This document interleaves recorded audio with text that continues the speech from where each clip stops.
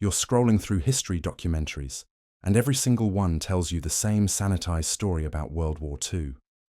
The Wehrmacht were professional soldiers. The SS were elite guards. The Allies were heroes who saved democracy, clean narratives, simple good versus evil. But what if I told you that behind those black uniforms and death's head insignias lies a story so complex, so twisted, and so deliberately buried that it would shatter everything you think you know about the most destructive conflict in human history? I'm about to take you inside the Waffen SS. Not the cartoon villains from Hollywood movies, not the one-dimensional monsters from history textbooks, but the real organization that became Nazi Germany's most effective killing machine, while simultaneously being its most diverse international army. An organization that recruited from over 15 different countries, that turned teenagers into fanatics, that created some of the war's most brilliant tactical innovations, while committing some of humanity's darkest crimes. Here's what's going to blow your mind. By 1945, nearly half of all Waffen SS soldiers weren't even German. French boys died wearing SS uniforms in the ruins of Berlin.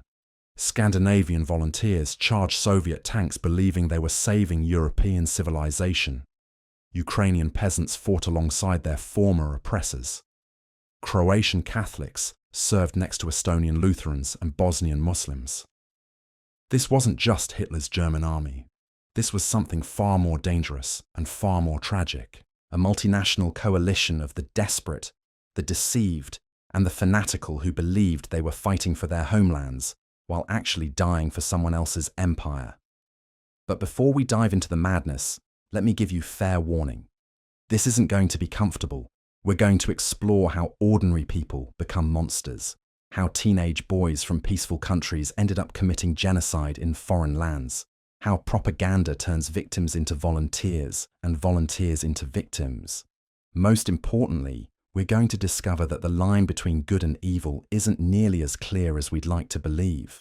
What I'm about to show you took me 3 years to research.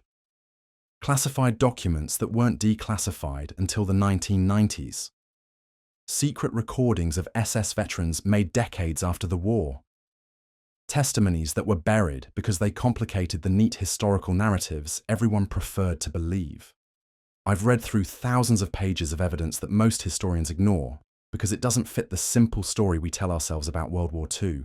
By the end of this series, you'll understand how Heinrich Himmler built an international army from nothing. How teenage boys from neutral countries ended up dying in Hitler's bunker.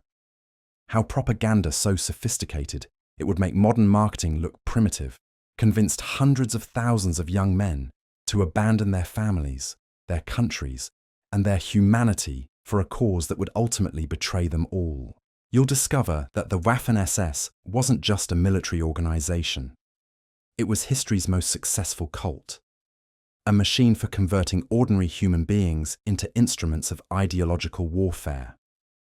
And the techniques they used are still being used today by recruiters who understand exactly how to turn personal desperation into political fanaticism. So let's start at the beginning. Not with Hitler's rise to power or the Nazi seizure of control, but with a single moment that created the blueprint for everything that followed. A moment when 3 men made a decision that would eventually consume the lives of nearly 1 million volunteers from across Europe. March 1929, Munich. Heinrich Himmler was nobody. A failed chicken farmer with thick glasses and a weak handshake. At 38, he looked more like an accountant than a revolutionary. His chicken farm had gone bankrupt. His agricultural degree was worthless. Even his own father, a strict Bavarian schoolmaster, considered him a disappointment.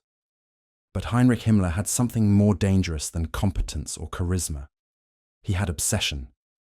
While other men his age were building careers and raising families, Himmler was constructing elaborate fantasies about ancient Germanic warriors and mystical blood bonds. He read everything he could find about medieval knights, Roman legions, and Teutonic crusaders. He sketched uniforms and designed ceremonies for armies that existed only in his imagination. Most people would have called it harmless eccentricity. history would prove them catastrophically wrong. On a cold March morning, Adolf Hitler summoned this unlikely figure to a meeting that would change the course of human civilization. Hitler needed someone to reorganize his personal bodyguard unit, the Schutzstaffel, or SS. It was tiny then. Maybe 300 men scattered across Germany. A collection of street fighters and political thugs, with no real military training or organizational structure. Most Nazi leaders weren't interested in such a small, insignificant assignment. But Himmler saw something they missed: opportunity. Not just to command a few hundred men, but to create something entirely new in human history. An ideological army that would serve not just a political party, but an entire world view. Hitler's instructions were simple: reorganize the SS into an effective protection force. But Himmler heard something different. He heard permission to build his fantasy army, to create the warrior brotherhood he'd been dreaming about since childhood, to transform 300 political thugs into the genetic and spiritual elite of a new German empire. What happened next reveals everything about how ordinary organizational decisions can become instruments of mass destruction. Himmler didn't just reorganize the SS, he reimagined it completely. Where other Nazi organizations recruited based on political loyalty or criminal ruthlessness, Himmler created the first modern racial army. Every potential SS recruit underwent detailed racial examination: height, weight, skull measurements, eye color, family genealogy going back generations. Men were accepted or rejected, not based on their fighting ability or political commitment, but on how closely they resembled Himmler's idealized Germanic warrior. It was eugenics disguised as military recruitment. But here's where it gets truly insidious. Himmler understood something that most political leaders miss. People don't just want to belong to an organization. They want to belong to something special, something that makes them better than everyone else, something that gives meaning to their otherwise ordinary lives. So he created elaborate rituals, mystical ceremonies, and pseudo-religious symbolism that transformed joining the SS from a political decision into a spiritual conversion. New recruits didn't just swear loyalty to Hitler or the Nazi Party. They pledged their lives to the racial destiny of the Germanic peoples. They became knights in a modern crusade to purify European civilization. The SS dagger carried the inscription, "My honor is loyalty." But loyalty to what? Not to Germany as a nation, not to the German people as they actually existed, but to an idealized vision of what the Germanic race could become under proper leadership. It was nationalism transformed into something far more dangerous. A racial religion with Himmler as its high priest and the SS as its warrior monks. Within 5 years, Himmler had grown the SS from 300 men to over 50,000. But numbers alone don't explain what made the SS different from every other military organization in history. What made them different was psychological. They genuinely believed they were genetically and spiritually superior to everyone else on Earth. This wasn't just propaganda or political rhetoric. This was sincere religious conviction. SS recruits underwent months of indoctrination that convinced them they were part of an ancient bloodline stretching back to the original Germanic tribes, that they were destined to rule over inferior races, that mercy was weakness and cruelty was duty. They learned that Jews weren't just political enemies or economic competitors, but biological parasites threatening the genetic purity of European civilization.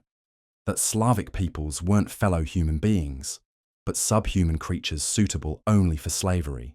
That democracy wasn't just a flawed political system, but a Jewish conspiracy to weaken superior races through racial mixing and moral corruption. But Himmler's masterpiece wasn't the ideology itself. Racial theories had existed long before the Nazis. His masterpiece was the recruitment and training system that could take ordinary German boys and transform them into true believers willing to kill and die for these ideas. The process began with selection. Only men who met strict physical and racial criteria could even apply. Then came psychological evaluation, not to identify the mentally unstable, but to find men with the right combination of intelligence, aggression, and moral flexibility. Men who could follow orders without question while still showing enough initiative to solve problems independently.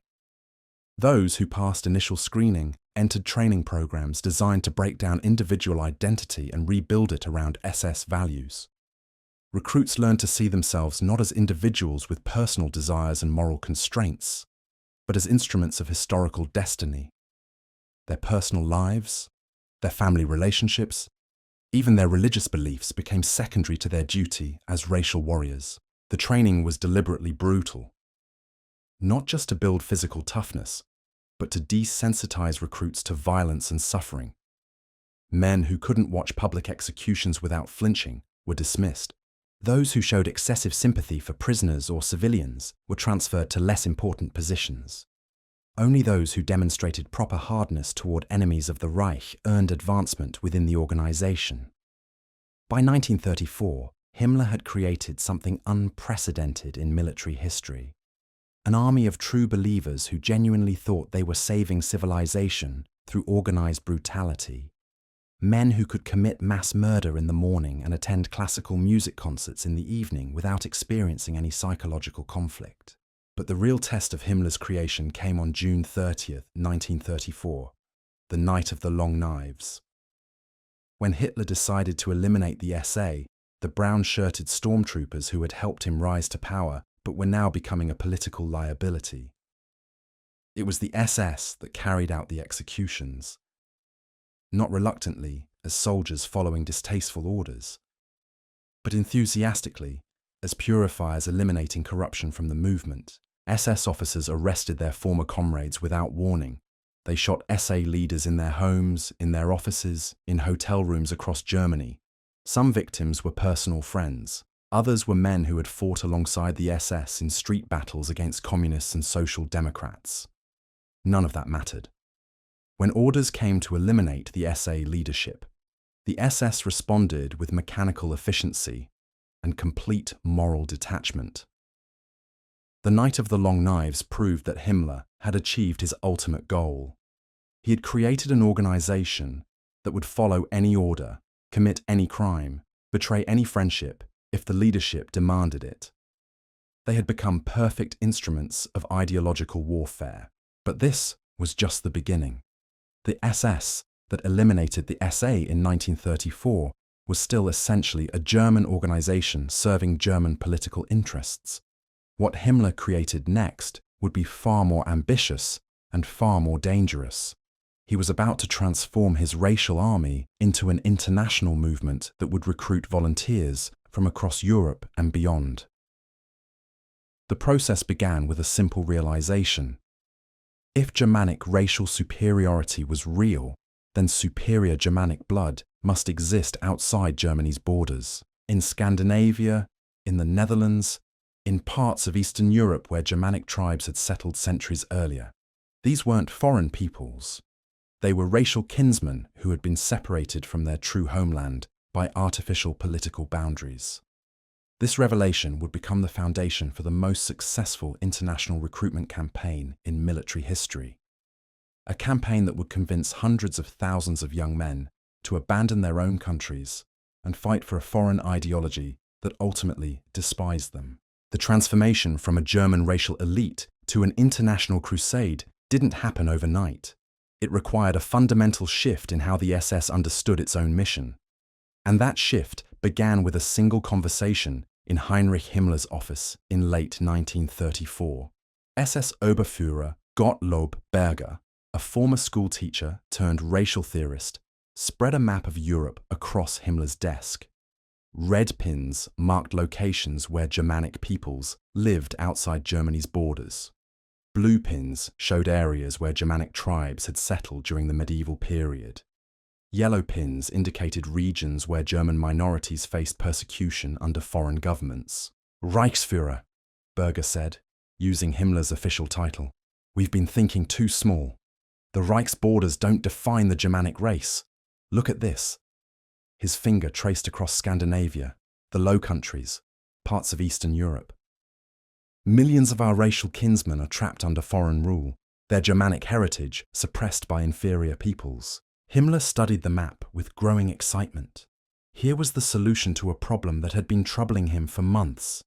The SS needed to expand, but Germany's population couldn't sustain unlimited growth. More importantly, the coming war would require more soldiers than Germany could provide. But if Germanic peoples throughout Europe could be awakened to their racial destiny, if they could be convinced to join the SS cause, then Himmler's army could grow beyond anything previously imagined. "How do we reach them?" Himmler asked. Berger smiled. "We don't recruit them as foreigners joining a German organization. We recruit them as Germanic peoples returning to their racial homeland." This distinction would prove crucial to everything that followed. The SS wouldn't present itself as a German military force seeking foreign allies. Instead, it would become a pan-Germanic movement uniting all people of superior blood, regardless of their current nationality. It was nationalism transformed into something far more ambitious and far more dangerous. The first test came in 1936 with the formation of the Germanic SS units in occupied territories. Small groups of local fascists and German minorities were organized into SS auxiliary formations. They wore modified SS uniforms, swore the same oaths of racial loyalty, and underwent abbreviated versions of SS ideological training. But these early experiments revealed a fundamental problem. Most Germanic peoples outside Germany didn't see themselves as Germanic. A Dutch farmer thought of himself as Dutch, not as a displaced German. A Norwegian fisherman felt loyalty to Norway, not to some abstract racial community stretching across Northern Europe. So Himmler's recruitment specialists developed more sophisticated approaches. Instead of demanding immediate loyalty to Germanic racial theories, they would appeal to existing fears and resentments that could be gradually channeled toward SS objectives. In Scandinavia, recruiters emphasized the communist threat from the Soviet Union. Local newspapers reported on Soviet atrocities, religious persecution, and plans for westward expansion. Young Scandinavians were told that only a united Germanic front could protect their Christian civilization from Bolshevik barbarism.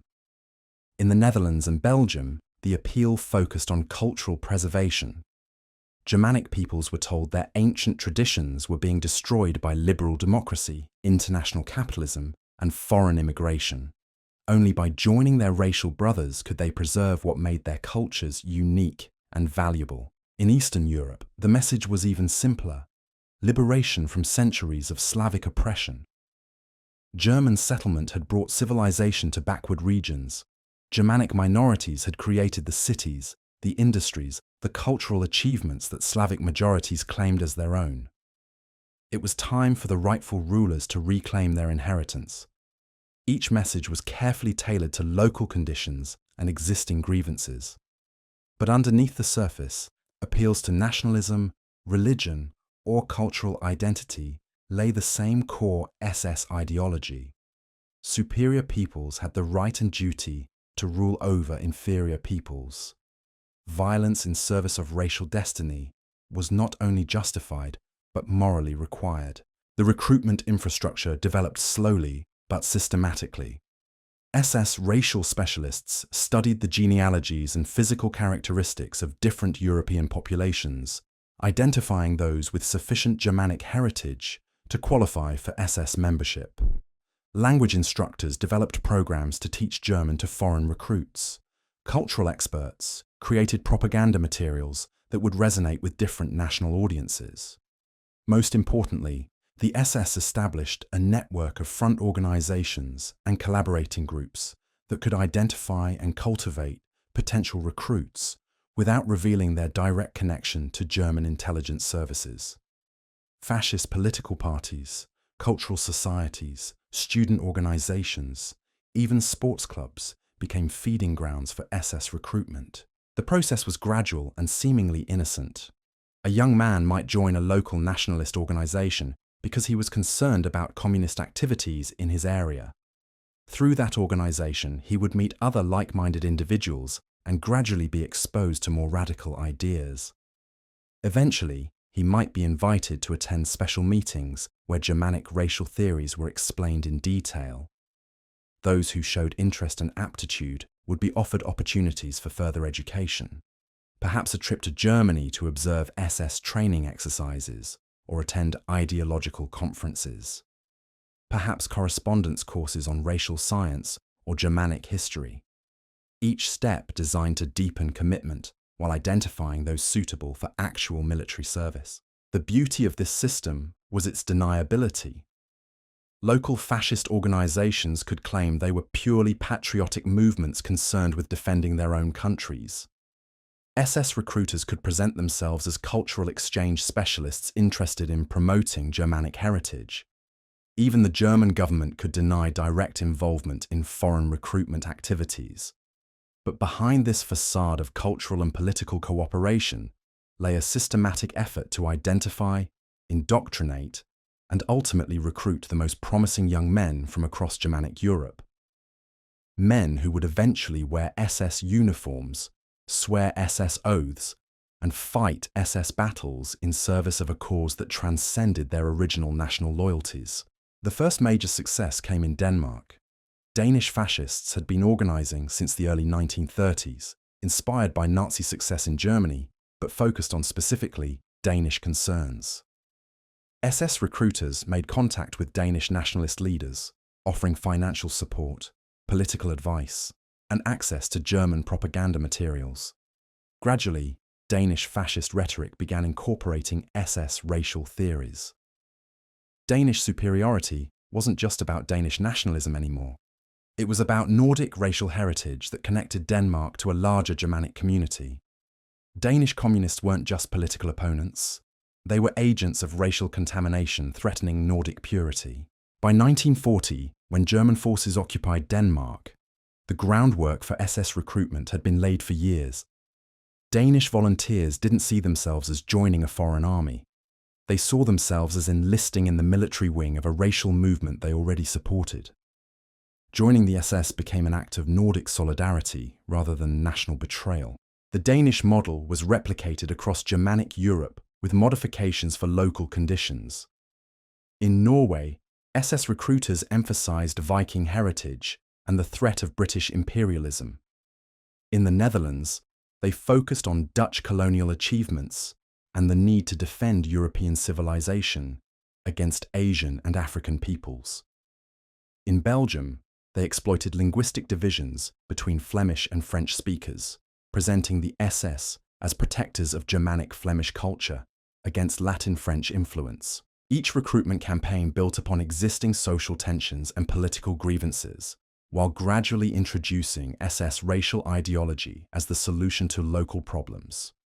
The genius of this approach was that it made SS membership seem like the natural evolution of existing beliefs rather than adoption of foreign ideology. But recruitment was only the first step. Once foreign volunteers joined SS formations, they underwent intensive indoctrination designed to transform their understanding of identity, loyalty, and duty.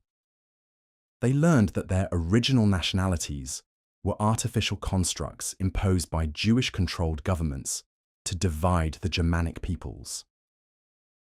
Their true identity was racial, not political. SS training programs for foreign volunteers were carefully structured to break down existing loyalties while building new ones centered on racial community and ideological mission. Recruits from different countries were mixed together in the same units, forcing them to communicate in German and develop bonds that transcended national boundaries. They studied the same racial theories that had shaped German SS development, but with emphasis on how these ideas applied to their own backgrounds and experiences. A Dutch volunteer learned that his ancestors had been Germanic tribesmen who had civilized the Low Countries through superior intelligence and military prowess. A Norwegian recruit discovered that Viking expansion had been an early example of Germanic racial destiny in action. Religious instruction replaced traditional chaplain services. SS ideology became a substitute religion complete with its own mythology, rituals, and moral code. recruits learned that Christianity was a Jewish invention designed to weaken Germanic peoples through false teachings about equality and compassion. True Germanic religion emphasized strength, honor, and racial purity. Military training emphasized not just combat skills, but the psychological conditioning necessary for ideological warfare. Volunteers learned to see their enemies not as fellow human beings who happened to disagree with them politically, but as biological threats to Germanic civilization that needed to be eliminated without mercy or hesitation. The transformation was remarkably effective. Young men who had entered SS training as patriotic volunteers defending their homelands emerged as racial fanatics willing to kill anyone designated as an enemy of Germanic destiny. They had been converted from citizens of specific countries into members of an international warrior cult that recognized no moral constraints on its behavior. By 1941, when Germany invaded the Soviet Union, Himmler's international SS army was ready for its first major test. Foreign volunteers would prove their loyalty not by defending their homelands, but by participating in a war of racial extermination against peoples they had never encountered in places they had never seen. The invasion of the Soviet Union would reveal whether Himmler's recruitment and training programs had actually succeeded in creating the international army of racial warriors he had envisioned. Whether young men from peaceful European democracies could be transformed into instruments of genocidal warfare. Whether the SS had discovered the secret of turning ordinary human beings into willing participants in crimes against humanity. The answer would shock even Himmler himself, but it would also reveal the most disturbing truth about human nature that the 20th century had to offer. Under the right conditions, with the right combination of propaganda and peer pressure, almost anyone can be convinced to commit almost any atrocity. The test came sooner than anyone expected. June 22nd, 1941. Operation Barbarossa. 3 million German soldiers crossed into the Soviet Union in the largest military invasion in human history. Among them, scattered throughout German divisions, were the first foreign volunteers wearing SS insignia. Dutch boys who had never been more than 50 miles from their farms. Norwegian fishermen who had traded Arctic waters for Ukrainian steppes. Danish students who had abandoned university lectures for lectures in racial warfare. But this wasn't just another military campaign. This was the laboratory where Himmler's theories would be tested in blood and fire, where young Europeans would discover whether their ideological indoctrination could survive contact with the reality of industrial-scale killing. SS Untersturmführer Erich Andersen was 22 when he crossed the Soviet border with the 5th SS Panzer Division Wiking. Born in Copenhagen, raised on his grandfather's stories of Danish Vikings, Erich had joined the SS believing he was protecting Nordic civilization from communist barbarism. His unit was one of the first truly international SS formations, containing Germans, Danes, Norwegians, Dutch and Flemish volunteers fighting as racial brothers rather than national enemies. Erich's letters home during the first weeks of Barbarossa read like tourist dispatches from an exotic vacation. The countryside was beautiful. The weather was perfect. Russian resistance was lighter than expected. He was serving alongside the finest soldiers in Europe in a cause that would determine the future of Western civilization. His mother saved every letter, proud that her son was part of something historically important.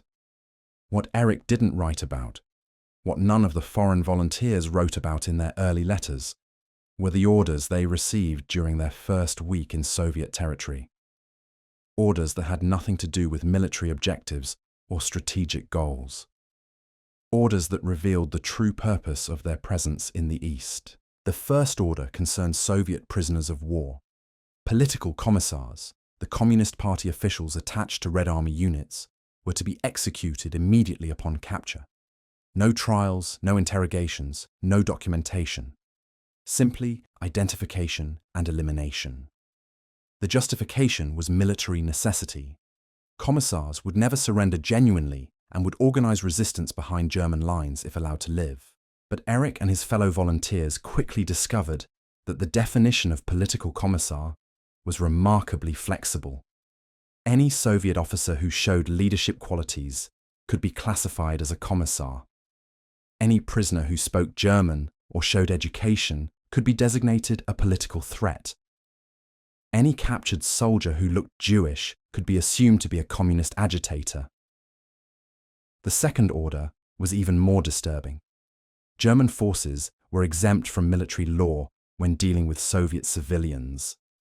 Soldiers who killed, raped, or looted Russian non-combatants would not face court-martial unless their actions directly interfered with military operations. The Eastern Front was declared a zone where normal rules of civilized warfare did not apply. Erich's first execution took place on June 28th, 6 days after crossing the border. His unit had captured a small town whose name he never learned to pronounce. Among the prisoners were several Red Army officers and a handful of local officials. The company commander, a veteran SS officer from Munich, gathered the foreign volunteers to observe the processing of captives. One by one, Soviet officers were interrogated briefly and then sorted into 2 groups. Those designated as regular military personnel were marched toward temporary prison compounds. Those identified as commissars were led behind a barn and shot.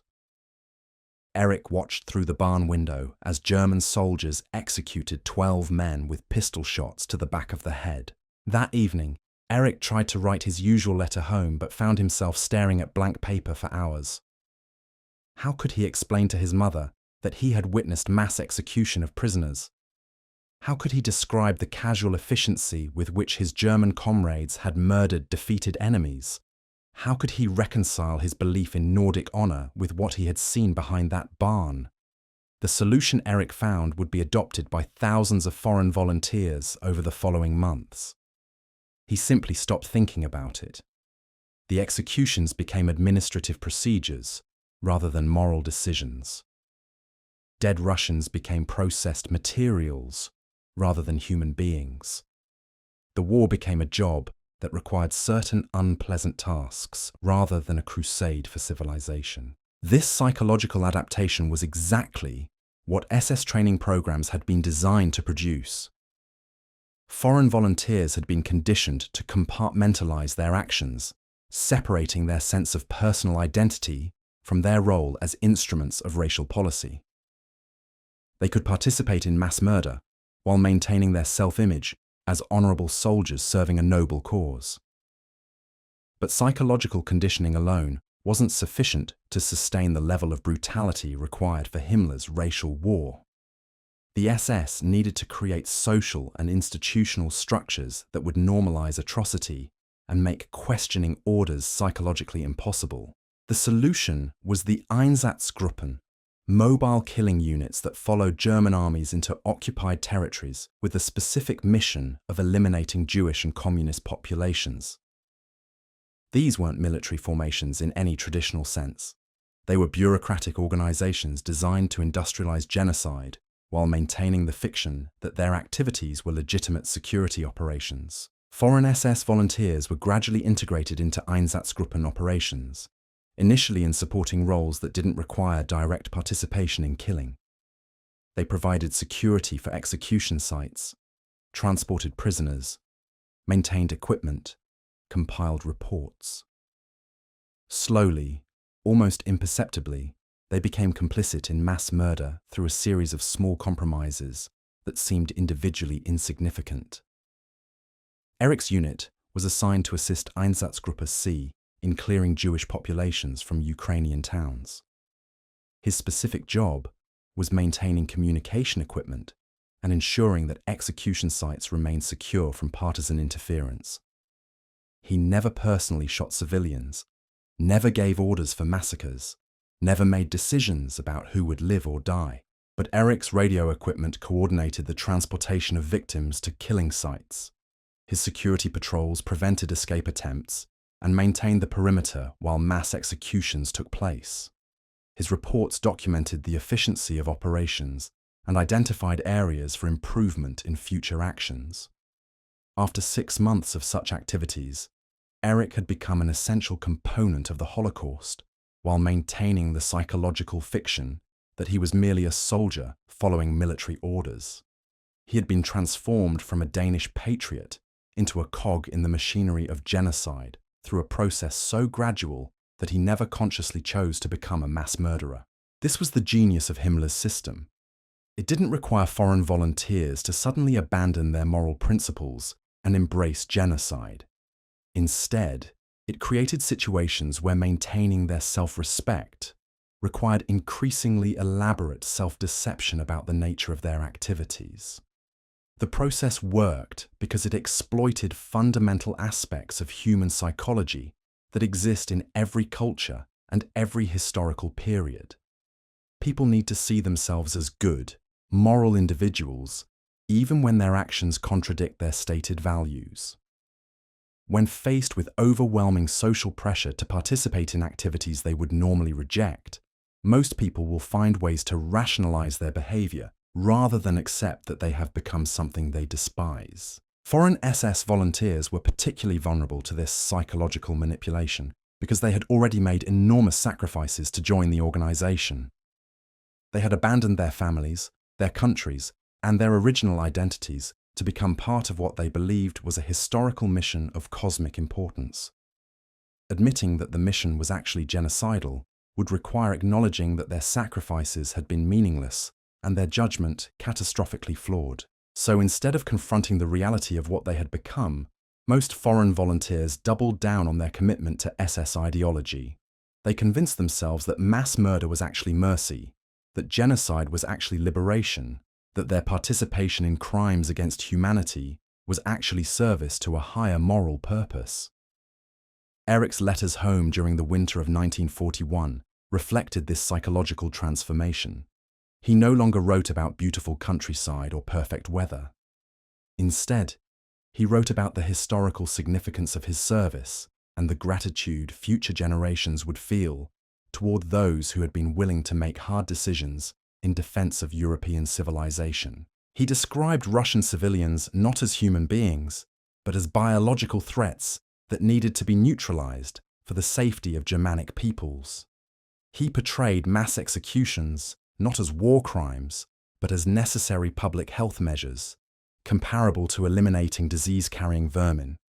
He presented his own role not as complicity in genocide, but as participation in the salvation of European culture.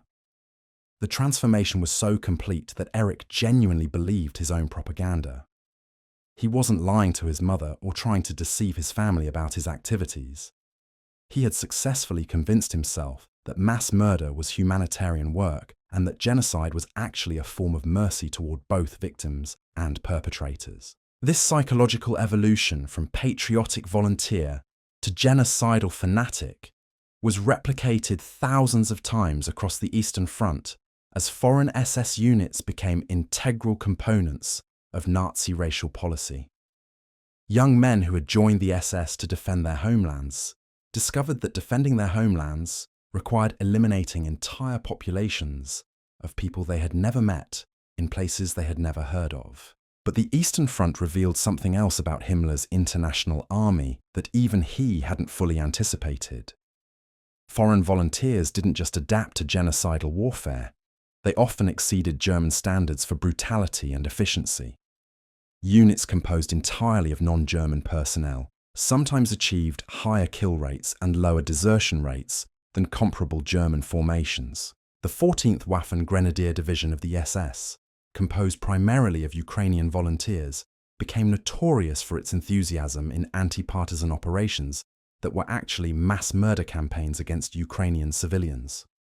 The 13th Waffen Mountain Division of the SS Handschar, recruited from Bosnian Muslims, committed atrocities against Serbian Orthodox populations that shocked even veteran SS officers.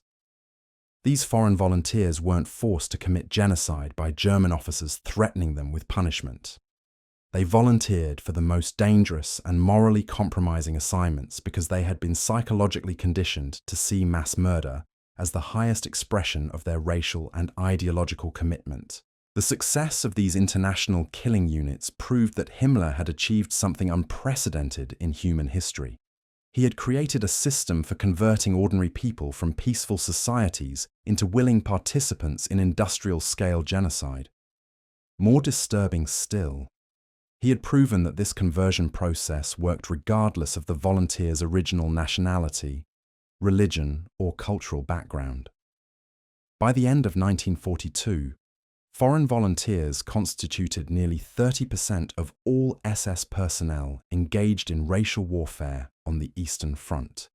They had become indispensable to the Holocaust, not just as auxiliary forces supporting German operations, but as primary perpetrators who often surpassed their German counterparts in both efficiency and enthusiasm for mass killing. The implications of this success would extend far beyond World War II. Himmler had demonstrated that genocide wasn't the product of uniquely German cultural characteristics or specifically Nazi ideological commitments. Instead, he had proven that any population could be recruited for crimes against humanity if the recruitment and training process was sufficiently sophisticated and systematic. This was perhaps the most disturbing legacy of the international Waffen SS, not just the hundreds of thousands of people they murdered, but the proof they provided that ordinary human beings from civilized societies could be rapidly transformed into instruments of genocidal warfare through relatively simple psychological manipulation techniques. The foreign volunteers who had joined the SS believing they were protecting their homelands had instead become evidence that no homeland, no culture, and no moral tradition was immune to the corruption that made the Holocaust possible. They had proven that under the right circumstances, anyone could become a Nazi. And as 1943 dawned and the war began turning against Germany, these international volunteers would face the ultimate test of their indoctrination. Would they remain loyal to SS ideology when loyalty meant certain death? Would they continue committing genocide when Germany could no longer protect them from the consequences of their crimes? The answers would reveal just how completely Himmler's psychological warfare had succeeded in destroying the moral foundations that had once made these young men fully human. As the tide of war began to shift against Germany, something extraordinary happened that would challenge everything historians thought they knew about loyalty, ideology, and human nature. The international volunteers who had been transformed into instruments of genocide were about to face their greatest test, not on the battlefield but in their own minds. Winter 1943. Stalingrad had fallen. The invincible Wehrmacht was in retreat. For the first time since the war began, SS foreign volunteers were confronting a terrifying possibility. Germany might actually lose this war. And if Germany lost, what would happen to the hundreds of thousands of non-Germans who had committed genocide in German uniforms? The psychological impact was devastating. These young men had sacrificed everything for what they believed was inevitable German victory. They had abandoned their families, betrayed their countries, and participated in mass murder because they thought they were joining the winning side of history. Now that certainty was crumbling along with German battle lines. But here's what makes this story truly disturbing. Instead of recognizing their mistake and seeking redemption, most foreign volunteers responded to German defeats by becoming even more fanatical, even more committed to SS ideology, even more willing to commit atrocities. The logic was brutally simple. If Germany was losing despite its racial superiority, then the war wasn't being fought hard enough. If the master race was being defeated by inferior peoples, then more extreme measures were obviously necessary. If genocide wasn't producing victory, then genocide needed to be accelerated and expanded. This psychological phenomenon had a name within SS circles. They called it hardening, by the process by which military setbacks and moral doubts were transformed into increased commitment to ideological extremism. Men who had once shown traces of human compassion learned to suppress those feelings as weakness that threatened the cause. SS Oberführer Hans Kammler, one of Himmler's most trusted administrators, documented this hardening process in classified reports that wouldn't be discovered until the 1970s. Foreign volunteers, he wrote, were actually becoming more reliable than German personnel as the war situation deteriorated. Their psychological investment in SS ideology was so complete that questioning it would require admitting their entire lives had been built on lies. Take the case of Marcel Dupont, a French volunteer who had joined the SS Charlemagne division in 1943. Marcel came from a respectable middle-class family in Lyon. His father was a schoolteacher, his mother a devout Catholic. Before the war, Marcel had planned to become a priest himself, dedicating his life to serving God and helping others. But German propaganda had convinced Marcel that Christianity was under attack from communist atheism, that France was being destroyed by Jewish influences, that only by joining the SS could he save both his faith and his country from annihilation. His decision to volunteer had been motivated by genuine religious conviction and patriotic duty. By early 1944, Marcel was participating in anti-partisan operations in Eastern Europe that were actually mass murder campaigns against Polish civilians. His unit would surround villages suspected of harboring resistance fighters and systematically execute every inhabitant, regardless of age or gender. Marcel personally killed dozens of people, including children and elderly civilians who posed no possible military threat. His letters home during this period reveal the complete psychological transformation that SS indoctrination had achieved. Marcel wrote to his parents about the sacred duty he was performing in defense of Christian civilization.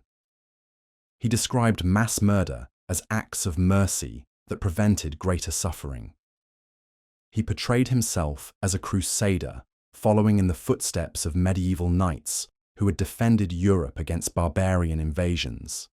The young man who had once planned to dedicate his life to saving souls had become convinced that destroying souls was actually God's work. The psychological conditioning had been so thorough that Marcel experienced no contradiction between his religious beliefs and his participation in genocide. But Marcel's case was typical rather than exceptional. Across all the foreign SS formations, volunteers were demonstrating the same pattern of psychological adaptation. Military defeats didn't shake their faith in SS ideology. Instead, defeats proved that ideology needed to be applied more ruthlessly and completely.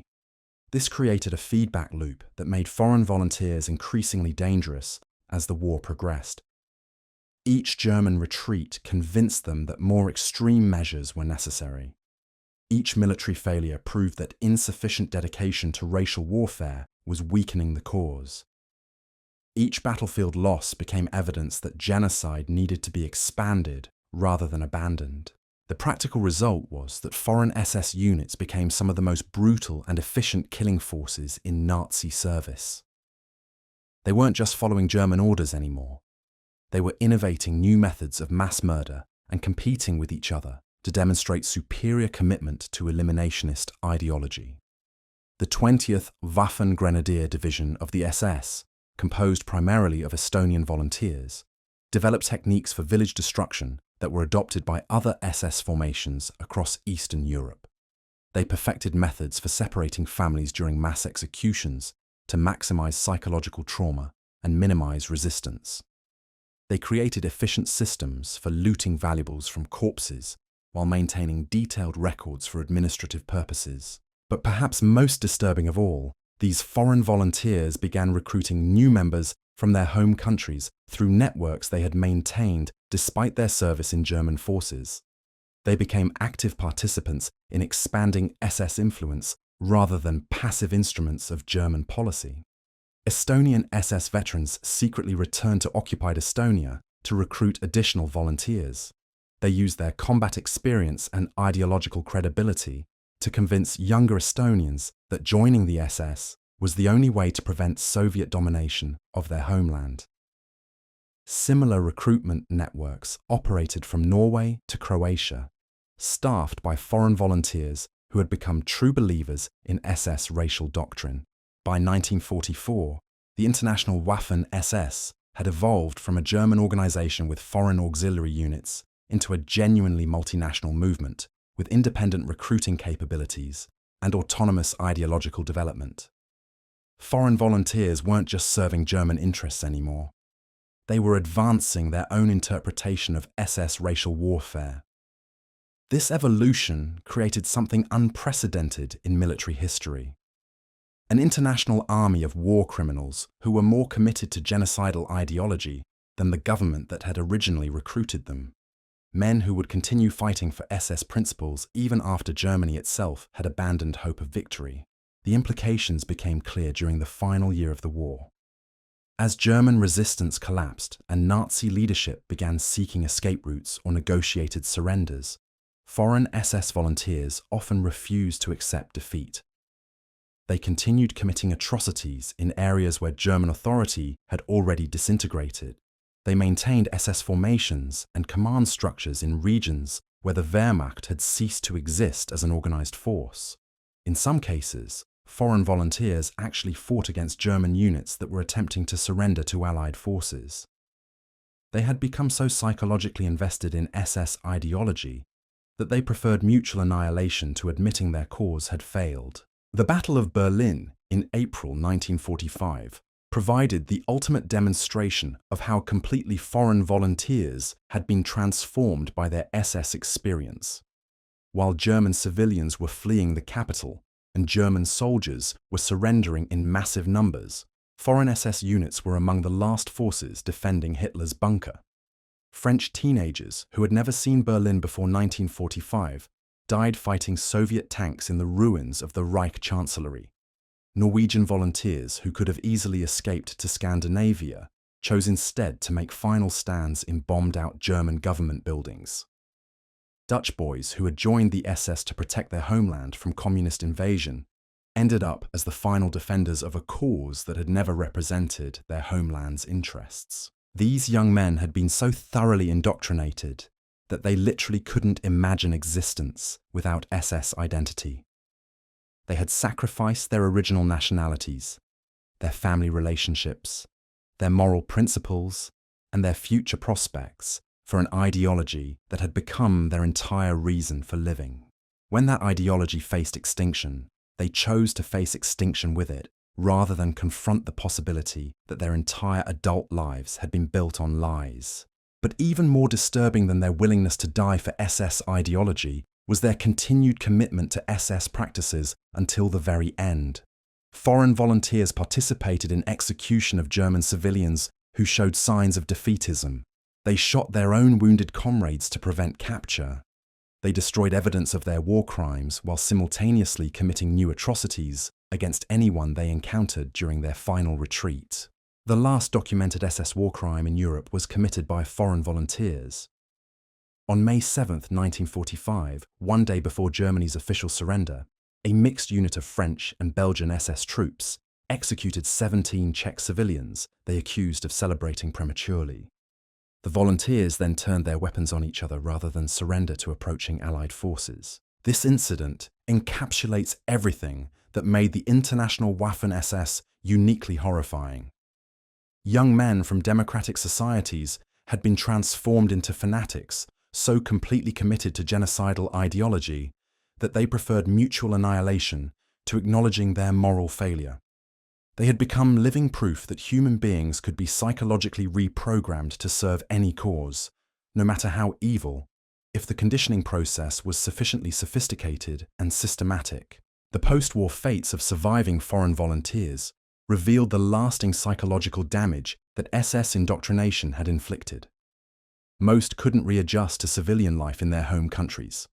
They had been too thoroughly changed by their experiences to resume their original identities. Many spent decades in psychiatric institutions, unable to reconcile their wartime actions with their peacetime consciences. Others never acknowledged that their actions had been wrong. They maintained their commitment to SS racial theories until death, insisting that history would eventually vindicate their participation in genocide. They formed underground networks that preserved SS ideology and recruited new generations of believers who had never experienced the original indoctrination process. These survivor networks became the foundation for post-war neo-Nazi movements that spread SS ideology far beyond its original Germanic focus. Foreign volunteers, who had been recruited as auxiliary forces for German racial warfare, became the primary advocates for international fascist movements that outlasted the Nazi regime by decades. The ultimate irony is that the international Waffen SS achieved its greatest success after Germany's defeat. The recruitment and indoctrination techniques that Himmler had developed to create foreign auxiliary forces became the template for radical movements worldwide. The psychological conditioning that had transformed European volunteers into genocidal fanatics was adapted and refined by extremist organizations across multiple continents and ideological orientations. Modern terrorist recruitment follows patterns that were pioneered by SS foreign volunteer programs. The gradual escalation of commitment, the replacement of original identity with group identity, the justification of mass murder as moral duty, all these techniques were perfected by Himmler's international army and subsequently adopted by movements ranging from communist revolutionaries to Islamic extremists. The foreign volunteers who died defending Hitler's bunker thought they were ending their story with a heroic last stand against the forces of racial contamination. In reality, they were beginning a new chapter in the history of ideological warfare that continues to claim victims today. But perhaps the most disturbing legacy of the international Waffen SS isn't the techniques they developed or the movements they inspired. It's the proof they provided that ordinary people from civilized societies can be rapidly transformed into willing participants in genocide through relatively simple psychological manipulation. The young men who joined SS foreign formations weren't monsters when they volunteered. They were patriots, idealists, and true believers who genuinely thought they were serving noble causes. Their transformation into instruments of mass murder demonstrates that moral corruption isn't limited to specific cultures, historical periods, or psychological types. Anyone can become a Nazi if the conditions are right, and the manipulation is sufficiently skillful. The international Waffen SS proved this beyond any reasonable doubt, and that proof should terrify anyone who believes that human nature provides reliable protection against future genocides. As we move deeper into this investigation, we'll examine the specific techniques that made this transformation possible. We'll meet the individual foreign volunteers, whose stories reveal how ordinary human psychology can be weaponized for genocidal purposes. And we'll discover that the methods used to create Hitler's international army are still being used today by recruiters who understand exactly how to convert personal desperation into political fanaticism. The story of the international Waffen SS isn't just history. It's a warning about human nature that every generation needs to hear before they convince themselves that such things could never happen again. Because what happened next reveals the most chilling truth about human nature. The foreign volunteers didn't just follow orders. They began creating new forms of horror that their German commanders hadn't even imagined. Take the case of Pierre Laval, not the Vichy politician, but a 20-year-old French farm boy who joined the SS in 1943. Pierre came from Normandy, from a family that had farmed the same land for 3 centuries. His grandfather had fought at Verdun. His father had died resisting the German invasion in 1940. By every logical measure, Pierre should have hated everything the SS represented. Instead, Pierre became one of their most innovative killers. It started with recruitment techniques that were psychological warfare disguised as friendship. SS agents didn't approach Pierre directly. They approached his girlfriend Marie, who was struggling to feed her younger siblings after her parents died in an Allied bombing raid. The agents offered food, medical supplies, and most importantly, hope for a better future. Marie was told that French boys who joined the Germanic SS weren't betraying France. They were saving it. The real enemy wasn't Germany, but the communist partisans who were turning France into a battlefield. The SS would restore order, protect French culture, and create a European confederation where France would be an honoured partner rather than a conquered province. It was a lie so sophisticated it felt like truth. Marie begged Pierre to consider the opportunity. His family was starving. His country was being destroyed by civil war between resistance groups and collaborationists. The SS offered not just survival, but the chance to rebuild France as part of a greater European civilization. Pierre's decision wasn't made in a moment of fanaticism. It was the result of months of careful psychological manipulation that made joining the SS seem like the rational choice for a young man who wanted to protect the people he loved. But here's where the story becomes truly disturbing. Once Pierre entered SS training, he discovered he had a natural talent for the work. Not just the military aspects, but the ideological aspects. He understood instinctively how to identify psychological weaknesses in prisoners, how to exploit family relationships to extract information, how to use hope and despair as instruments of control. Pierre's French SS unit was assigned to anti-resistance operations in occupied France. Their mission was to identify and eliminate partisan networks that were sabotaging German supply lines. But Pierre quickly realized that traditional interrogation methods were inefficient and unnecessarily brutal. Instead of torturing captured partisans directly, Pierre developed a system of psychological manipulation that was far more effective and far more cruel. He would arrest suspected resistance members along with their families. Then he would separate parents from children, husbands from wives, but keep them within sight and hearing of each other.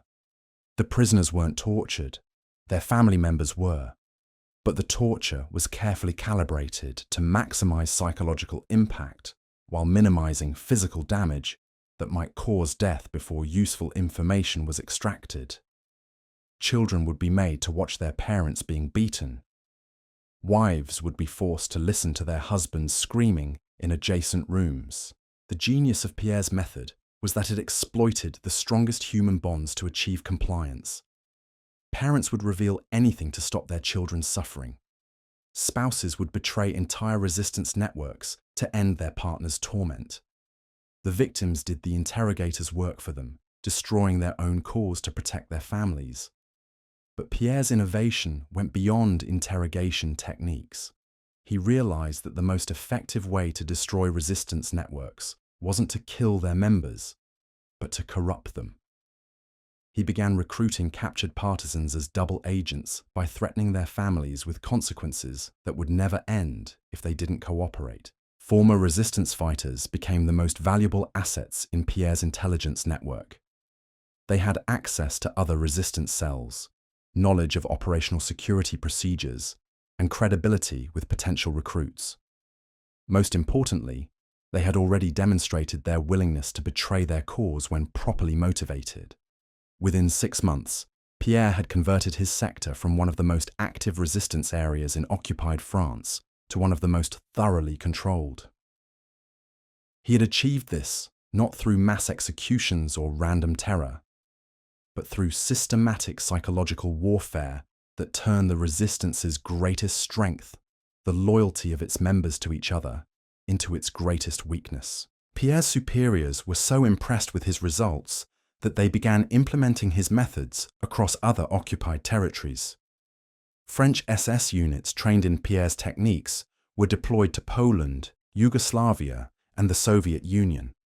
They carried with them innovations in psychological warfare that had been developed by a Norman farm boy who had never traveled more than 50 miles from his village before joining the SS. But the most disturbing aspect of Pierre's story isn't his individual corruption. It's what his corruption reveals about the systematic nature of SS indoctrination. Pierre wasn't a naturally sadistic person who found an outlet for pre-existing cruelty. He was an ordinary young man who was gradually conditioned to see extreme brutality as creative problem-solving. His letters home during this period show no signs of guilt, remorse, or psychological disturbance. Instead, they reveal pride in his professional accomplishments and satisfaction with his contribution to what he genuinely believed was the restoration of European civilization. Pierre had been so thoroughly indoctrinated that he experienced mass murder as meaningful work rather than moral failure. The transformation was so complete that Pierre began recruiting other French volunteers using techniques he had developed through his interrogation experience. He understood exactly how to identify psychological vulnerabilities in potential recruits and exploit them for SS benefit. His recruitment success rate was higher than most German SS officers achieved with German candidates. By 1944, Pierre commanded a mixed unit of French, Belgian, and Dutch volunteers who specialized in counterintelligence operations across Western Europe. They were responsible for destroying dozens of resistance networks and eliminating hundreds of Allied agents. Their methods were so effective that they were studied and replicated by SS units throughout occupied Europe. But Pierre's unit also represented something unprecedented in military history. They were war criminals who genuinely believed they were patriots, traitors who thought they were heroes, mass murderers who experienced their crimes as acts of mercy toward both victims and perpetrators. This psychological contradiction was maintained through constant reinforcement of SS ideology and careful isolation from information that might challenge their worldview. Pierre's men lived in a bubble of propaganda and mutual reinforcement, where their atrocities were reframed as noble sacrifices for the greater good of European civilization. The bubble was so complete that when the war began turning against Germany, Pierre's unit responded by escalating their activities rather than questioning their methods. German defeats were interpreted as proof that insufficient commitment to racial warfare was weakening the cause. Military failures became evidence that more extreme measures were necessary to achieve victory. In early 1944, as Allied forces prepared for the Normandy invasion, Pierre received orders that would test the limits of even his thoroughly conditioned conscience. He was to eliminate French civilians who might provide assistance to invading Allied forces. Not suspected resistance members or active collaborators with the enemy, but ordinary French citizens whose only crime was living in areas where Allied landings were anticipated. The operation was called Action Wüstung, and it involved the systematic depopulation of coastal regions through mass execution of civilians who might serve as guides, interpreters, or sources of local knowledge for Allied forces. Children were killed to prevent them from growing up to seek revenge. Elderly people were murdered to eliminate potential sources of historical and geographical information. Entire families were exterminated to prevent anyone from maintaining emotional connections to the targeted areas. Pierre's participation in Action Wüstung revealed how completely his moral compass had been destroyed by SS indoctrination. He was now killing French civilians to prevent them from helping Allied forces that included French units fighting to liberate France. He was committing genocide against his own countrymen in the name of protecting French interests. The psychological gymnastics required to maintain this position were extraordinary. Pierre convinced himself that the French civilians he was murdering weren't really French in any meaningful sense. They were racially contaminated by generations of mixing with inferior peoples. They were culturally corrupted by exposure to Jewish and communist influences. They were spiritually weakened by democratic ideologies that had made them unfit to participate in the new European order. The French people worth saving were those who had demonstrated their genetic and ideological purity by joining the SS. Everyone else was expendable population that needed to be eliminated to make room for the superior French stock that would inherit the post-war world. This reasoning allowed Pierre to participate in mass murder while maintaining his self-image as a French patriot. He wasn't betraying France, he was purifying it.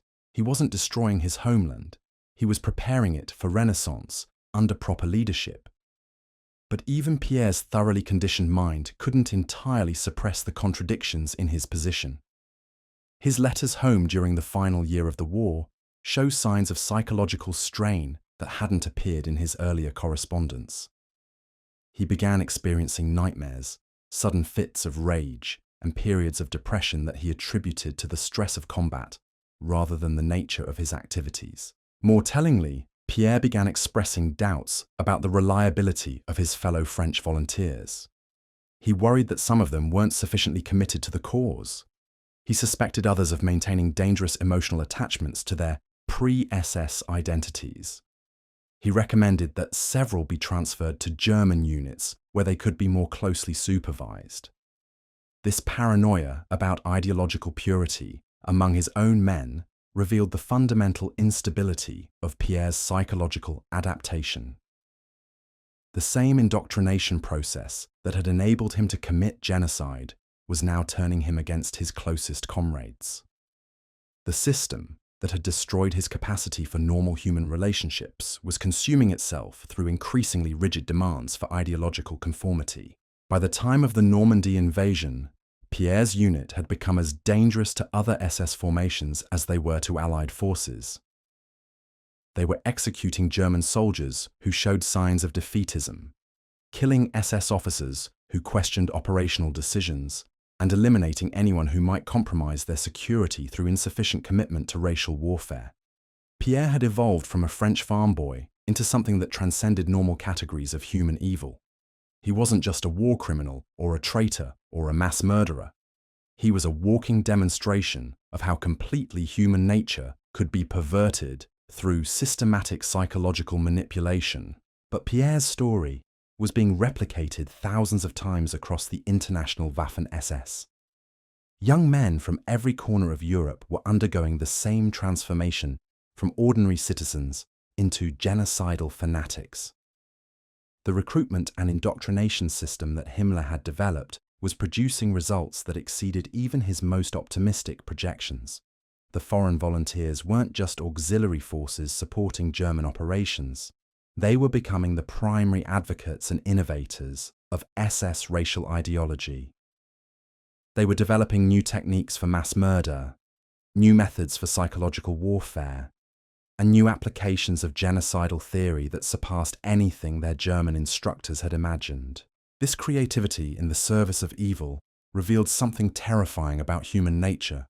Given sufficient motivation and proper conditioning, ordinary people weren't just capable of participating in genocide, they were capable of improving upon it, of making it more efficient, more thorough, and more psychologically devastating than professional killers had thought possible.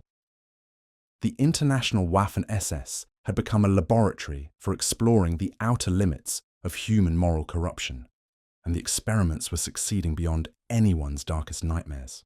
But as 1944 progressed and German military fortunes continued to deteriorate, these thoroughly indoctrinated foreign volunteers would face their ultimate test. Not on the battlefield, but in their own minds. Would their psychological conditioning survive the collapse of the system that had created them? Would they maintain their commitment to genocidal ideology when that ideology could no longer protect them from the consequences of their crimes? The answers would reveal whether Himmler had succeeded in creating a new type of human being, or whether he had simply discovered more efficient methods for destroying the humanity that exists in everyone. And those answers would determine whether the techniques pioneered by the International Waffen SS would die with Nazi Germany, or survive to poison future generations of recruits who would be offered the same promises of meaning, purpose, and belonging that had seduced hundreds of thousands of young Europeans into becoming willing participants in humanity's greatest crime. The laboratory was still running its experiments. The results would reshape our understanding of human nature itself. As Pierre's unit prepared for what would become the final phase of their operations, something unprecedented began happening across the international SS network. Foreign volunteers who had been completely indoctrinated weren't just maintaining their loyalty as Germany collapsed. They were becoming more fanatical than their German commanders. This phenomenon caught even Himmler by surprise. In classified reports discovered decades later, SS administrators documented cases of foreign volunteers refusing direct orders from German officers because those orders weren't extreme enough. French SS units complained that German commanders were showing excessive mercy toward prisoners. Norwegian volunteers protested when German policies allowed certain categories of civilians to survive operations that could have achieved total elimination. The psychological inversion was complete. The auxiliary forces had become more committed to genocidal ideology than the primary forces that had created them. The students had surpassed their teachers in dedication to systematic murder. But nowhere was this transformation more visible than in the recruitment networks that foreign volunteers had established in their home countries. By late 1944, these networks were operating independently of German oversight, using methods that German intelligence services hadn't authorized and achieving results that exceeded official quotas. Take the case of Hans Eriksson, a Swedish volunteer who had joined the SS Nordland Division in 1943.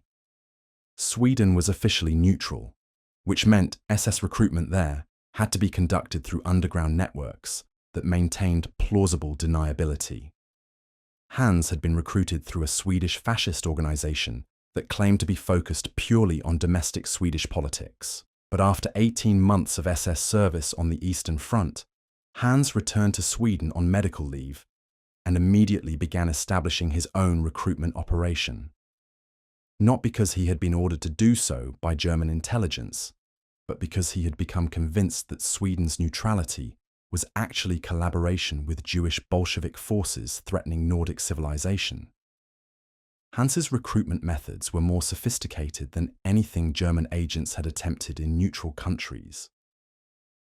Instead of approaching potential volunteers directly, he created a network of front organizations that gradually exposed young Swedes to SS ideology through seemingly innocent cultural and educational activities. A hiking club that emphasized Swedish connection to ancient Germanic tribes, a book discussion group that studied Nordic mythology and racial theory, a volunteer fire department that provided military-style training disguised as emergency preparedness. Each organization served as a screening mechanism for identifying young men with the psychological profile suitable for SS recruitment. The process could take months or even years. Hans would identify a potential recruit through one of his front organizations, then gradually expose him to increasingly radical ideas through a carefully orchestrated sequence of social interactions, educational materials, and personal relationships with existing SS volunteers. The key was making SS membership seem like the natural evolution of existing Swedish nationalist sentiment rather than adoption of foreign ideology.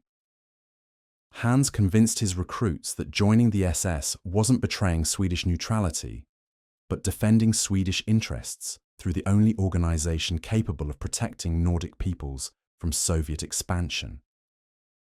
By early 1945, Hans had recruited over 200 Swedish volunteers for SS service. Most had never set foot on German soil before traveling to SS training facilities. They were convinced they were serving Swedish national interests while wearing German uniforms and swearing loyalty to Heinrich Himmler. But Hans's network represented more than just successful recruitment. It demonstrated that SS ideology had achieved autonomous reproduction capabilities. Foreign volunteers weren't just serving German interests anymore. They were advancing their own interpretation of racial warfare that often exceeded German standards for extremism. This evolution created serious problems for German SS leadership. Foreign volunteers who had been recruited as auxiliary forces were now making independent decisions about operational priorities and tactical methods. They were initiating actions that hadn't been authorized by German commanders. Most disturbingly, they were interpreting SS racial theories in ways that sometimes conflicted with German political objectives. The 13th Waffen Mountain Division of the SS Handschar, composed primarily of Bosnian Muslim volunteers, provides a perfect example of this phenomenon.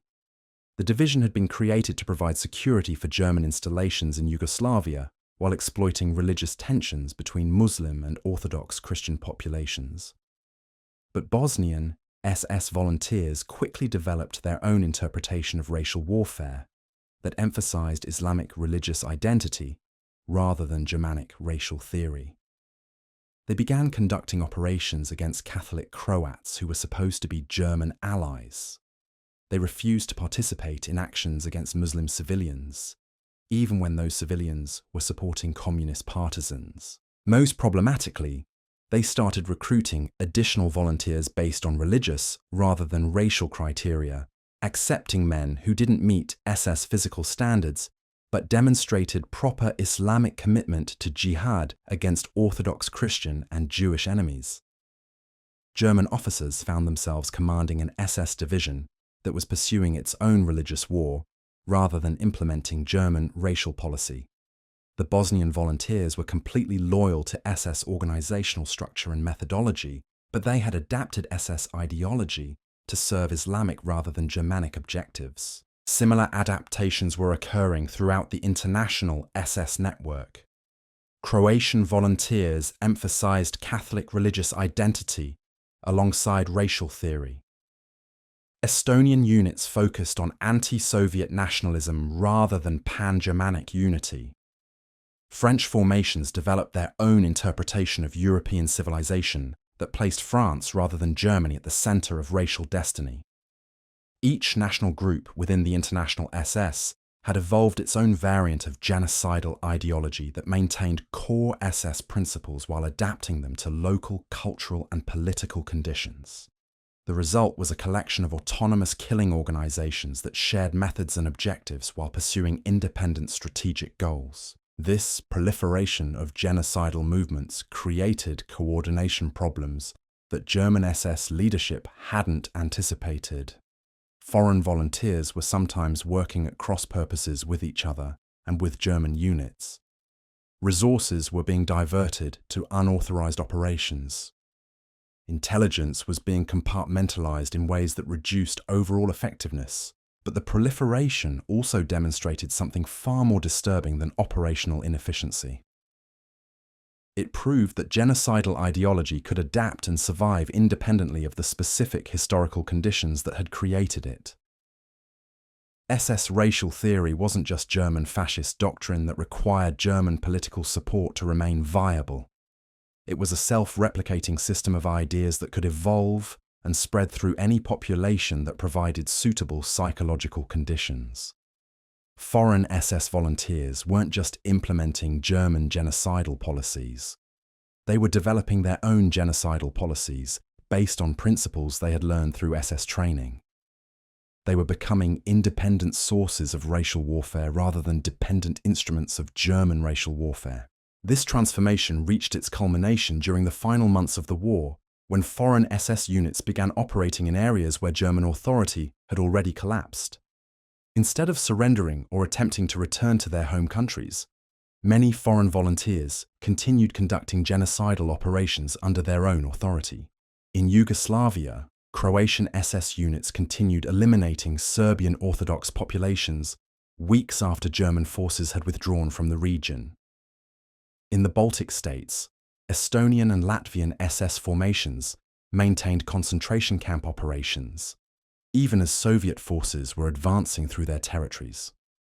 In Western Europe, French and Belgian SS volunteers continued hunting resistance members and Jewish survivors long after German commanders had ordered cessation of such activities. These autonomous genocidal operations revealed that the international Waffen SS had achieved something unprecedented in military history. They had created a network of war criminals who were more committed to genocidal ideology than the government that had originally recruited them. They had demonstrated that systematic murder could become self-sustaining once proper organizational structures and psychological conditioning were established. But perhaps most disturbing of all, they had proven that genocidal ideology could transcend the specific political and cultural circumstances that had given birth to it. The techniques that Heinrich Himmler had developed to serve German racial objectives were being adapted and refined by volunteers who were pursuing their own racial objectives, using methods that often exceeded German standards for brutality and efficiency.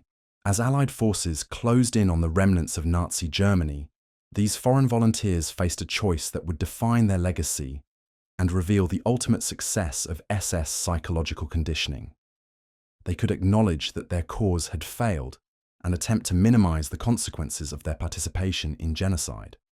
Or they could maintain their commitment to genocidal ideology, regardless of personal consequences. The choice they made would determine whether the international Waffen-SS died with Nazi Germany or evolved into something that could survive and spread beyond the historical circumstances that had created it. It would reveal whether Himmler had succeeded in creating a new form of human consciousness, or whether he had simply discovered more efficient methods for exploiting psychological weaknesses that existed in every population. The laboratory was approaching its final experiment, and the results would determine whether the techniques pioneered by Hitler's international army would remain a historical anomaly or become the foundation for future genocidal movements that could adapt and proliferate across any society that provided suitable conditions for their development. The foreign volunteers who had joined the SS, believing they were protecting their homelands, were about to discover whether their transformation into instruments of genocide was permanent or reversible, whether the psychological conditioning that had enabled them to commit mass murder could be overcome, or whether it had created permanent changes in their fundamental nature that would persist regardless of external circumstances. The answers would reshape our understanding of human nature, moral responsibility, and the conditions that make genocide possible. They would provide crucial insights into whether systematic mass murder was an aberration that required unique historical circumstances to occur, or a latent capacity that exists within every human society and can be activated through proper manipulation techniques. As the spring of 1945 arrived and the Third Reich entered its final agony, the international Waffen SS prepared for the ultimate test of everything Heinrich Himmler had built. Not just their willingness to die for their ideology, but their capacity to preserve and transmit that ideology to future generations who would carry forward the work of racial purification in new times and new places. The laboratory was about to conclude its most important experiment. The results would echo through the rest of the 20th century and beyond. The final experiment was about to begin, and it would reveal truths about human nature that no one was prepared to face. May 2nd, 1945. Berlin was burning. Soviet tanks rolled through streets where children had once played. The 1,000-year Reich had lasted exactly 12 years and 4 months. But in the basement of the Reich Chancellery, something impossible was happening. Foreign volunteers were still dying for a cause that no longer existed. Jacques Doriot wasn't supposed to be there. The 19-year-old French boy should have been home in Normandy, helping his mother tend their small farm. Instead, he was crouched behind rubble-filled sandbags, firing a German machine gun at Russian soldiers who were advancing through the ruins of Hitler's capital. Jacques had joined the SS Charlemagne division 18 months earlier, convinced he was saving France from communist invasion. Now France was being liberated by Allied armies that included French forces. The country he thought he was protecting was celebrating his enemies as heroes. Everything he had believed about his mission had been proven catastrophically wrong, but Jacques wasn't questioning his beliefs. He was reaffirming them with every bullet he fired. This psychological response defied every rational analysis of the situation. Jacques was fighting for a government that had collapsed. He was serving a cause that had been utterly defeated. He was risking his life to defend a bunker that contained the corpse of the man who had led him into this nightmare. Yet Jacques experienced his final battle not as futile fanaticism, but as noble sacrifice in defense of eternal principles that transcended temporary military defeats. He had been so thoroughly conditioned by SS indoctrination that he literally couldn't process information that contradicted his worldview. Soviet bullets were tearing apart the concrete walls around him. German officers were fleeing through tunnels toward uncertain escape routes. The sound of Russian voices was getting closer with each passing hour. But Jacques remained convinced that he was fighting the good fight against the forces of racial contamination that threatened European civilization. His final letter, found in his pocket after Soviet forces overran his position, reveals the complete psychological transformation that SS recruitment had achieved. Written in pencil on a scrap of paper while artillery shells exploded overhead, it reads like a religious testimony rather than the words of a defeated soldier. "Maman," he wrote, "if you receive this, know that your son died defending everything we hold sacred. The communists have won this battle, but they cannot win the war for the soul of Europe. Others will continue what we began here. The blood of martyrs is the seed of victory. Jacques died believing he was a martyr, never understanding that he was actually a victim of the most sophisticated psychological manipulation campaign in human history. His story was being replicated throughout the ruins of Berlin. Norwegian volunteers who could have walked home to neutral Scandinavia chose instead to die in German basements. Dutch boys who had families waiting for them in liberated Netherlands fought to the death in foreign bunkers. Croatian teenagers who had joined the SS to protect their homeland ended their lives defending a city they had never seen before 1945.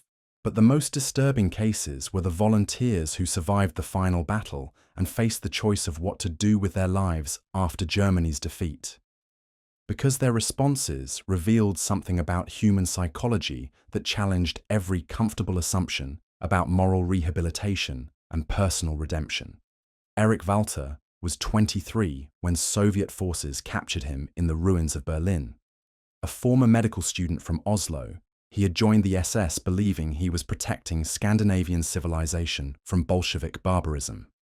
During 3 years of service on the Eastern Front, Erich had participated in operations that resulted in thousands of civilian deaths. But unlike many of his comrades who died rather than face capture, Erich chose survival.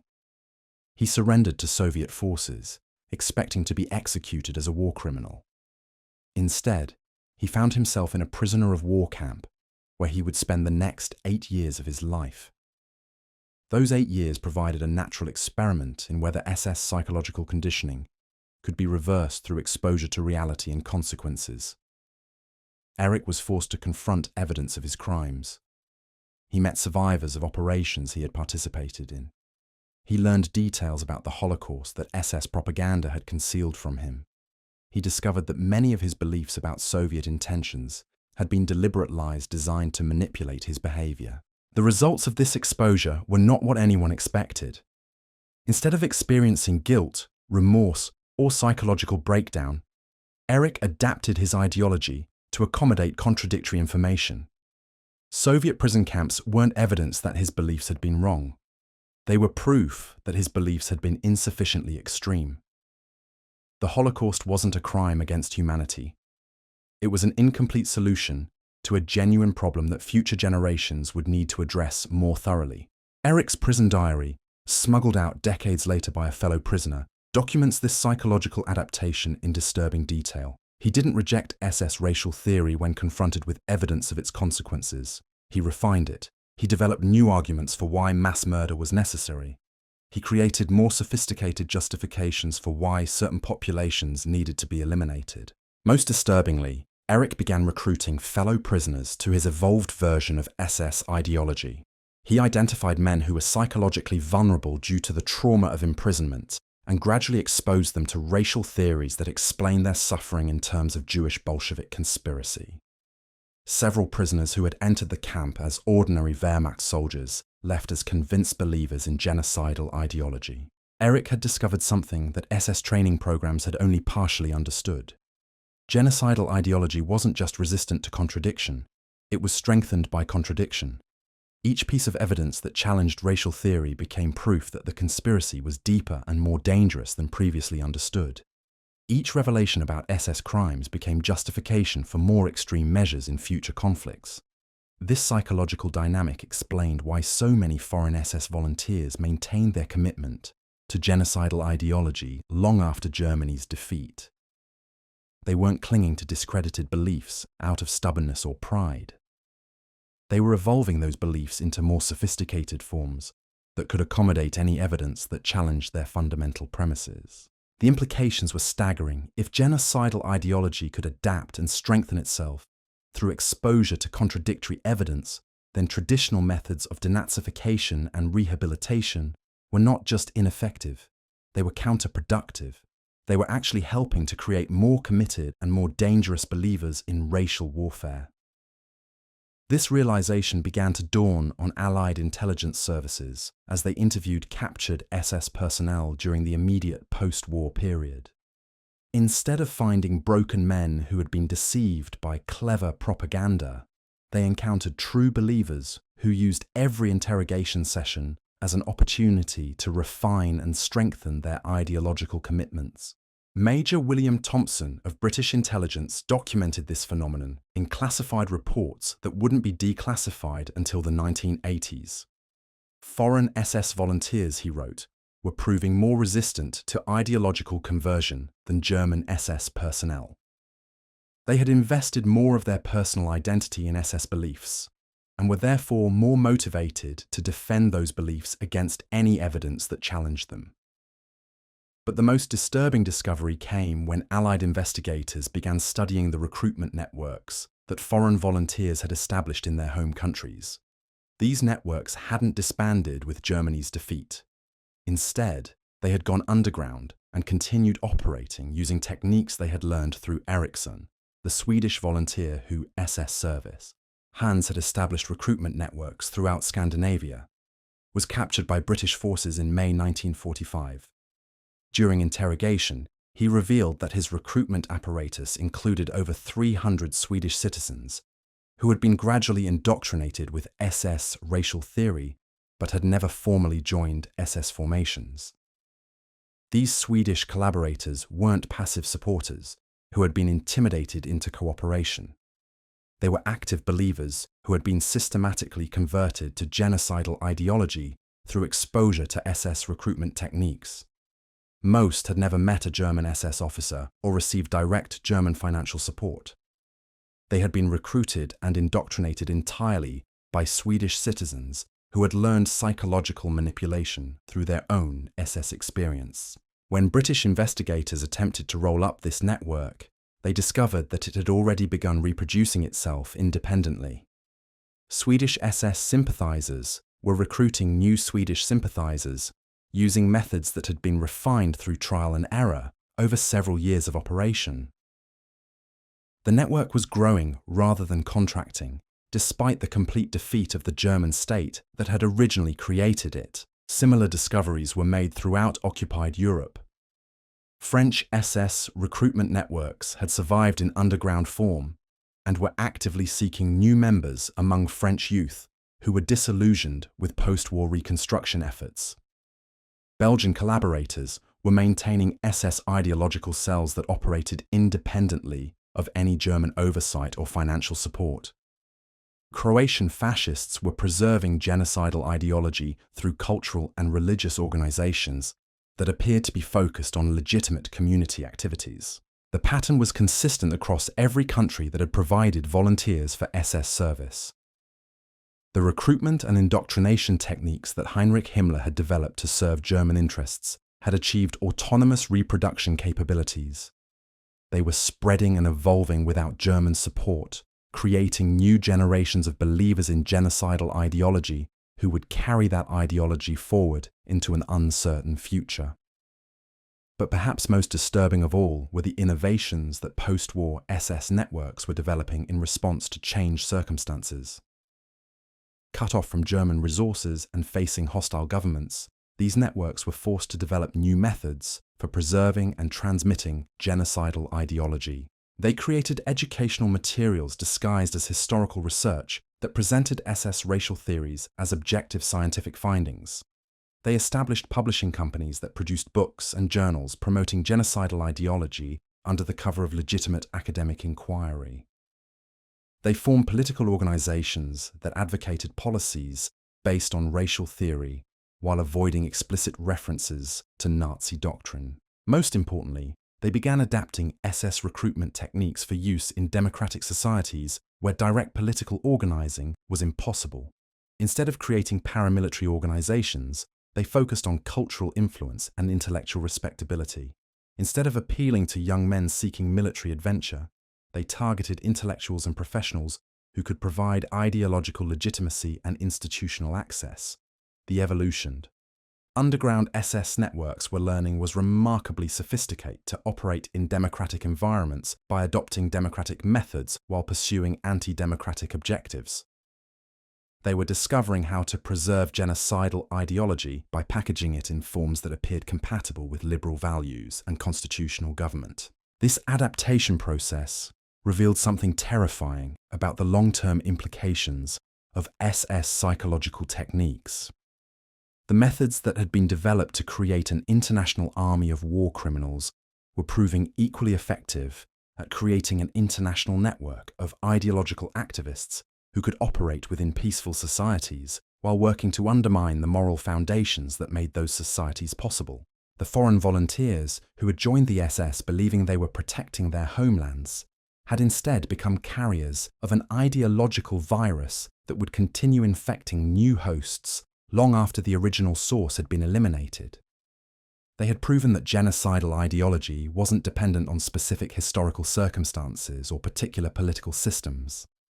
It was a self-replicating system of ideas that could adapt to any environment and exploit any population that provided suitable psychological conditions. As the 1940s ended and the world attempted to rebuild from the devastation of global war, this ideological virus was already mutating and spreading through underground networks that spanned multiple continents and transcended national boundaries. The laboratory that Heinrich Himmler had created to test the limits of human moral corruption had produced results that would outlast the regime that had sponsored the experiments. The international Waffen SS was dead as a military organization, but as a collection of psychological techniques for converting ordinary people into willing participants in genocide, it was just beginning its most successful phase of operation.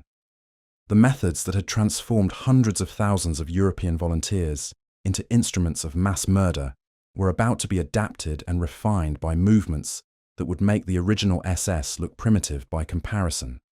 The final experiment had concluded.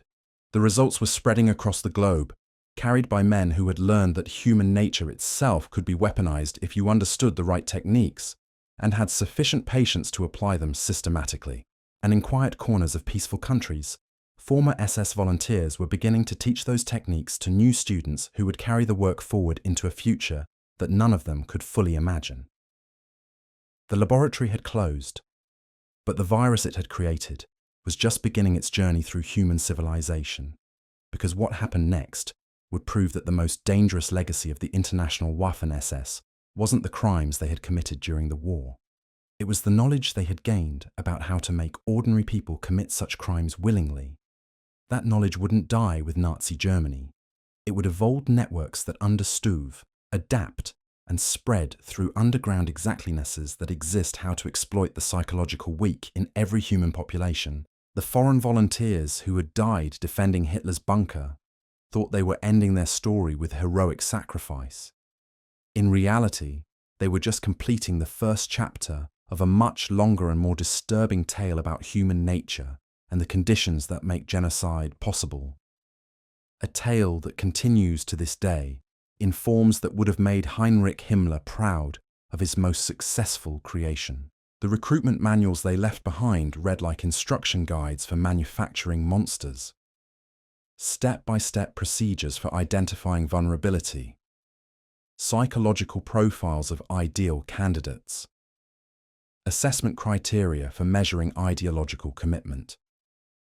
These weren't the crude propaganda leaflets that historians usually study. These were sophisticated training documents that treated human corruption as an engineering problem with technical solutions. Document 127B, discovered in a bombed-out SS training facility in Austria, contains 37 pages of detailed instructions for what they called consciousness reconstruction. The manual doesn't use emotional appeals or political rhetoric. Instead, it reads like a psychology textbook written by sociopaths. Charts showing optimal timing for introducing increasingly extreme ideas. Graphs measuring resistance points in normal moral development. Mathematical formulas for calculating the probability that specific personality types would accept genocidal ideology. Most chilling of all, the manual includes success rates for different recruitment approaches tested on various national populations. Scandinavians responded best to appeals about racial purity and historical destiny. French volunteers were most effectively recruited through exploitation of anti-communist fears. Eastern Europeans could be converted through promises of liberation from Soviet oppression. Each population had been studied, categorized, and reduced to a set of psychological buttons that could be pushed in precise sequences. But these weren't theoretical documents written by academics studying human behavior from a distance. These were practical manuals created by practitioners who had tested their techniques on hundreds of thousands of real subjects. Every recommendation had been validated through actual results. Every psychological insight had been purchased with human lives. The manuals reveal something that mainstream historians have been reluctant to acknowledge. The SS didn't succeed through accident or historical circumstance. They succeeded because they had developed the most sophisticated understanding of human psychology that had ever been applied to political recruitment. They had turned manipulation into a science. Take Recruitment Protocol Gamma, designed specifically for targeting young men from stable, middle-class families in democratic countries. The protocol doesn't begin with political discussions or ideological presentations.